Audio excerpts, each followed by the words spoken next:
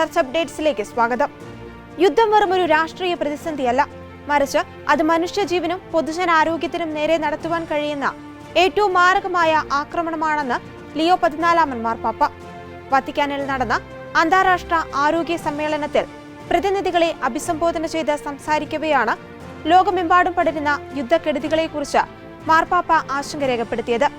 യുദ്ധം കേവലം ജീവൻ അപഹരിക്കുക മാത്രമല്ല, ആശുപത്രികളും ചികിത്സാ സംവിധാനങ്ങളും തകർക്കുന്നതിലൂടെ ഒരു തലമുറയുടെ തന്നെ ആരോഗ്യത്തെ ഇല്ലാതാക്കുന്നുവെന്ന് അദ്ദേഹം ഓർമ്മിപ്പിച്ചു.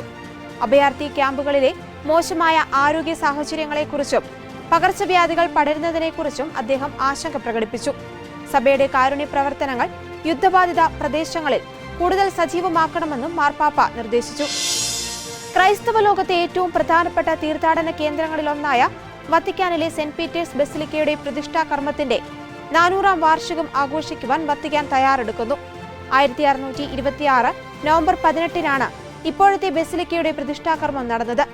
വരാനിരിക്കുന്ന വാർഷിക ആഘോഷങ്ങളുടെ ഭാഗമായി ആത്മീയവും സാംസ്കാരികവും സാങ്കേതികവുമായ നിരവധി പദ്ധതികൾ വത്തിക്കാൻ ഔദ്യോഗികമായി പ്രഖ്യാപിച്ചു.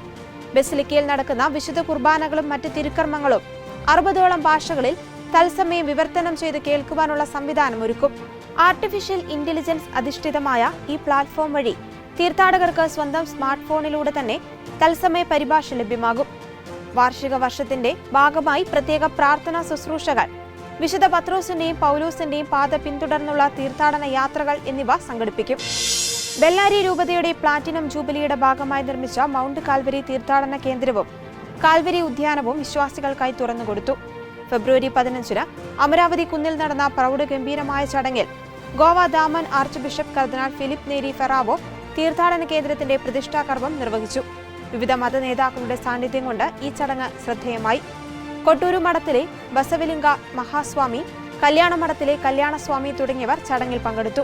മതങ്ങൾ പരസ്പരം എതിരാളികളല്ലെന്നും മറിച്ച് ധാർമ്മിക ജീവിതത്തിന് വഴികാട്ടികളാണെന്നും അവർ സന്ദേശം നൽകി. മൈസൂർ രൂപതയിലെ യുവജന നേതാക്കളുടെ ശാക്തീകരണവും ഏകോപനവും ലക്ഷ്യമിട്ട് സംഘടിപ്പിച്ച youth orientation and leave in programme വിജയകരമായി പൂർത്തിയായി. ഫെബ്രുവരി 14-15 തീയതികളിൽ മൈസൂരുവിലെ കാത്തലിക് സെന്ററിൽ വെച്ചാണ് പരിപാടി നടന്നത്. രൂപതയുടെ വിവിധ ഭാഗങ്ങളിൽ നിന്നുള്ള 9 ഡീനറികളിലെ ഡീനറി എക്സിക്യൂട്ടീവ് കമ്മിറ്റി അംഗങ്ങളും പ്രതിനിധികളും ഉൾപ്പെടെ 45ഓളം യുവ നേതാക്കൾ സംഗമത്തിൽ പങ്കെടുത്തു. സഭയുടെ പ്രവർത്തനങ്ങളിലും സാമൂഹിക ഉത്തരവാദിത്തങ്ങളിലും യുവജനങ്ങളെ കൂടുതൽ സജീവമാക്കുക എന്നതായിരുന്നു ഈ ദ്വിദിന സംഗമത്തിന്റെ പ്രധാന ലക്ഷ്യം. വരാനിരിക്കുന്ന ഒരു വർഷത്തെ യുവജന ശുശ്രൂഷകൾക്കായി വ്യക്തമായ ഒരു കർമ്മ പദ്ധതിയും നേതാക്കൾ ചേർന്ന് രൂപീകരിച്ചു.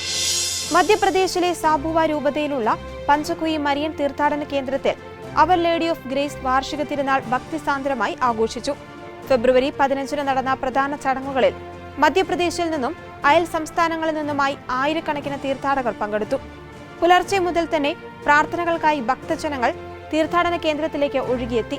വിശ്വാസികൾ മെഴുകുതിരികൾ തെളിച്ചും പൂക്കളർപ്പിച്ചും മാതാവിന്റെ മാധ്യസ്ഥം തേടി പ്രാർത്ഥിച്ചു. വൻ ജനത്തിരക്ക് പരിഗണിച്ച് ദിവസത്തിൽ ഉടനീളം കൃത്യമായ ഇടവേളകളിൽ വിശുദ്ധ കുർബാനകൾ അർപ്പിച്ചു. തിരുനാളിന് മുന്നോടിയായി ഫെബ്രുവരി 6 മുതൽ ആത്മീയ ഒരുക്കങ്ങൾ ആരംഭിച്ചിരുന്നു. ഫെബ്രുവരി 11 മുതൽ 13 വരെ നടന്ന ത്രിദിന ധ്യാനം ഭക്തർക്ക് ആത്മീയ നവീകരണത്തിനുള്ള അവസരമായി. ദൈവവചനത്തിൽ അധിഷ്ഠിതമായ ജീവിതം നയിക്കുവാനും വിശ്വാസത്തിൽ ആഴപ്പെടുവാനും ഈ ദിവസങ്ങൾ സഹായിച്ചതായി സംഘാടകർ അറിയിച്ചു. ഇതോടെ ചർച്ച അപ്ഡേറ്റ്സ് പൂർണ്ണമാകുന്നു. നന്ദി.